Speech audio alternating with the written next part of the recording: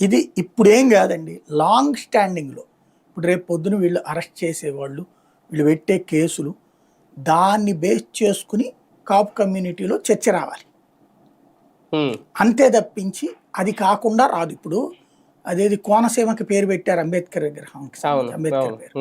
అప్పుడు గొడవ ఎవరు? అప్పుడు కాపుల మీద దొంగ కేసులు పెట్టారన్నారు వీళ్ళు. ఒరిజినల్గా ఎవరు వెళ్ళి దాడి చేశారు? దళితులు దాడి చేశారు? అది లేదు కదా. చేసింది ఎవరు? కాపు సామాజిక వర్గం నుంచినే కదా. అప్పుడు వాళ్ళే కదా జరిగింది, అప్పుడు అదే కదా. కానీ దాన్ని ఏం చెప్పారు? అయ్యో కాపుల మీద అభాండం వేస్తున్నారు అన్నారు. ఇప్పుడు మరి ఇది అభాండమా ఒరిజినల్లా? అప్పుడు దాని మీద నోరు విప్పిన పవన్ కళ్యాణ్ ఇప్పుడు నోరు విప్పాలా లేదా? అది చర్చ. అంటే ఇప్పుడు మళ్ళీ దీని మీద ముద్రగడ పద్మనాభం గారికి కూడా ఇది ఒక సవాలేమో. ఇప్పుడు ఆయన ఏం మాట్లాడతారు, దీని మీద ఏం చేస్తారని చూడాలేమో. అంతే. ఓన్లీ వైసీపీలో ఉన్న కాపులే టార్గెట్ అవుతారంటారా సార్? ఒకవేళ చూడాలి, అదే అనుకున్నా నేనైతే, అదే అనుకుంటున్నా. ముద్రగడ వెనకాల ఇవాళకి కూడా మిగిలిన కాపు నాయకుల వరకు దెబ్బ కొట్టడానికి అనుకుంటున్నా. శాశ్వతంగా ఇక పవన్ కడ్డు లేకుండా చేయడం అయ్యేటటువంటిది వెళ్ళొచ్చు.